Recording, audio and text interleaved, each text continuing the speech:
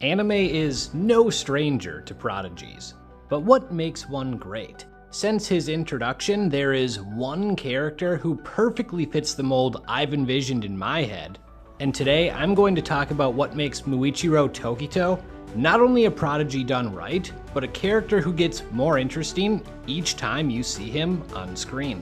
This is the fourth video in my Hashira series, so make sure to check out my prior videos on Rengoku, Tengen, and Mitsuri. They may not be prodigies, but they are all special in their own right. By definition, prodigies aren't relatable. They are quite literally built different. Ask Gojo, someone I'll touch on later in this video. Knowing this, it's important to get people invested in the character, and the way Demon Slayer does it is cool because it's a bit different than you'd expect. Lots of shonen introduce a prodigy or powerhouse character either by telling us how amazing they are or by showcasing their insane power. Demon Slayer does neither. They introduce us to Muichiro by making him come off as a douche.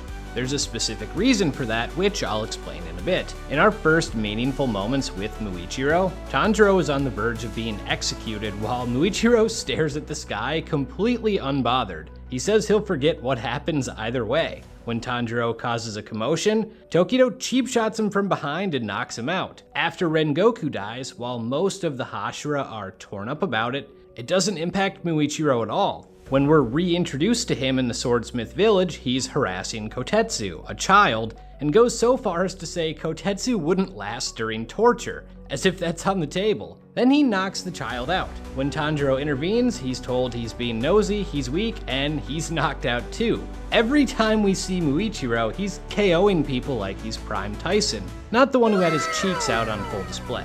He doesn't even remember Tanjiro or Nezuko and starts saying because he's a Hashira, his time is more important than theirs, even though he doesn't even have a reason to be one. He's a prodigy without a purpose. It's difficult not to jump to the conclusion that this dude's a heartless asshole, but that was the goal.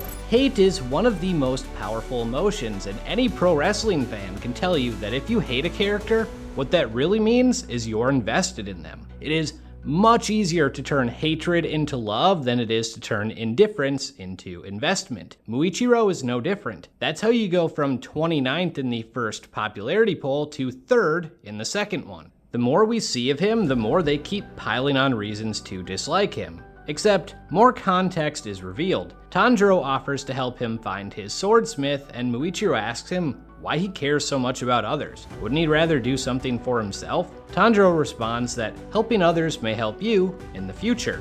We then see that play out in real time. Demons invade and Tokito rushes to get back to the village. But on the way, Kotetsu is in danger. Muichiro has this inner monologue about how saving the village and destroying demons are more important. But he can't shake Tanjiro's words and saves Kotetsu anyway. When he's hugged in return, he looks surprised, like he doesn't understand what he's feeling. We learn he's not actually an asshole, he doesn't understand how to interact with others. He doesn't care about anything because he has amnesia, so it's pointless if he won't remember. He's not blunt on purpose, he doesn't even realize he's doing it. He's simply being practical. But there's more to life than practical decision making. That's confirmed when Tanjiro's words immediately pay off. Kotetsu leads Muichiro to a new sword. Unfortunately, on the way they run into Gyoko, an upper moon demon, and perhaps even worse, a pretentious self-proclaimed artist. Muichiro takes a barrage of poison needles by protecting Kotetsu, is told he's wasting his time protecting worthless lives, and then gets trapped in a water prison. Here, we really explore why he is the way he is. He realizes he's trapped and says it's futile to keep fighting. In his head, he apologizes to the master. He's on the verge of death and apologizing to someone who isn't even there. Then he's hit with a memory, but it doesn't make sense. He pictures Tanjiro, but he didn't say the words he's remembering. No, they're his father's words. We see his past. His mother was dying and his father went out to get some herbs to ease her pain. Instead, he was killed, and thus Muichiro lost both of his parents. He was all alone. No wait, that's not right. He had a twin, Yuichiro. His brother was deeply scarred by their father's death, blaming him for choosing to help their mother over staying with them. He says helping others is worthless. Muichiro was kind and empathetic, the complete opposite of who we know. He actually wanted to protect others, but his brothers seemed to hold nothing but contempt for him sharing their father's mindset. One night, a demon came and killed Yuichiro, and it repeats the line his brother had said, Helping others is worthless. This lesson keeps getting pounded into his head. Before he dies, Yuichiro's true feelings come out. Go-Go Loser Ranger is mid. He prays for Muichiro to be safe because he doesn't deserve to die. If only Yuichiro had a mindset more like Tanjiro, who knows, maybe someone else would have been there to help. Tokito goes into a rage and slaughters the demon, but the trauma gives him amnesia. His mind is clouded and he unknowingly takes on a lot of his brother's personality. Helping others is worthless. The character we've seen so far hasn't been the real Muichiro at all. It's all the result of his trauma. Even after his memories return, he doesn't instantly revert to his old self. He's more of a hybrid of the two, which is cool because it's realistic, and in a way, his brother lives on within him. All of this has been going on in his head while he's been trapped, and Kotetsu has been trying to save him. Muichiro tries telling him off, but Kotetsu continues and gives him some air. Helping others can come back to help you, right? He may not be who he was before, but his memories do give him something, a purpose. Helping others is not worthless. Once again, Muichiro wants to protect others. This brings us to arguably the most impressive feat in the series to date, one fitting of a prodigy, I'd say. Rengoku held his own against Akaza, but eventually died.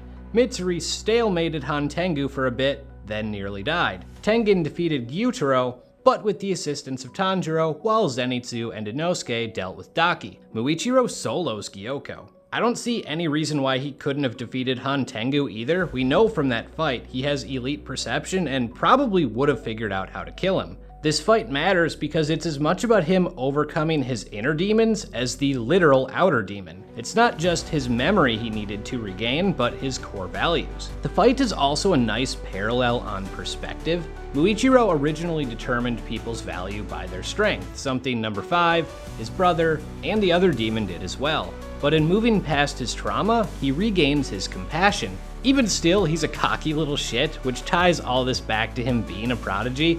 In the manga, he's savage. He straight up calls Gyoko fuckface and then bullies him to death. But this makes sense.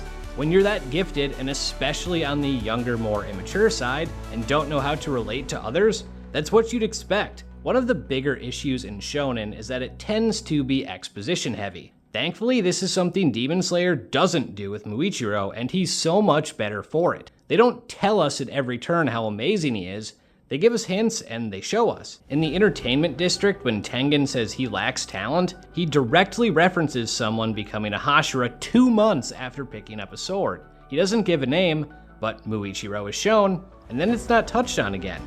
We learn Tokito's the descendant of sun breathers, the original form of breathing, which means he's related to Yorichi, the goat. These things aren't shoved in our faces. How these details slowly unravel makes him feel different from the other hashira and recontextualizes so many of his earlier scenes, improving them upon rewatching. From the start, he's impressive. Remember how he took out Tanjiro with some pebbles? When you think about it, that's kind of insane. Unlike Tanjiro, he's able to train with the Yorichi Type 0 from the get-go. His perception allows him to instantly react to Hantengu and finds a fish demon's weak point with his second strike. He senses Gyoko from a distance, pinpoints his movements between vases, determines exactly how much air he has left in the water prison, and later on is able to instantly recollect the circumstances that led to him achieving his mark. He has 7 different forms of mist breathing that give him probably the most diverse skill set of all the hashira between attack, defense, and stealth. Oh, and he's the first hashira to awaken a mark, despite being the youngest. Because he's so talented, I like how his struggles aren't physical. It's the mental and emotional side of him that gets tested. The main reason he gets trapped in the water prison is because he overestimated himself and didn't take Gyoko seriously enough. Despite his talent, he had no goals. This fight making him relatable with struggles any of us can share and giving him a purpose is exactly what I want in a prodigy, because seeing someone physically all there, but not at all mentally or emotionally, is compelling storytelling. On top of that, there is no guarantee he becomes the Muichiro we know if he doesn't suffer like he did. We know he has natural talents, yes, but it takes more than that to be a hashira. He says himself that the fury that remained in his body from losing his brother is what pushed him past his limits. Could he have done that without the pain? I don't know. His training came under a completely different personality and mindset. It's an interesting thought. Another thing I love about not just Muichiro, but all the hashira, is how their sword styles are metaphors for their characters. Even his name contains symbols for both transparent and nothingness. Between that and his hazy memories, you can see how that all ties into being the mist hashira. I'm sure this wasn't intentional, but he shares many similarities with Gojo too, another anime prodigy. They both come from talented lineages, have elite perception, abilities tied to the concept of infinity, and they are both humbled before achieving their real strength. Plus, it's cool that the Hashira training arc is actually valuable for his character. With Tanjiro's help, and because of his interest in paper planes, he learns to relate to others better. In doing so, he becomes more like his old self. It's that emotional growth paired with his immense physical talent that makes him such a great character, and exactly what I want a prodigy to be. With that, I'm out.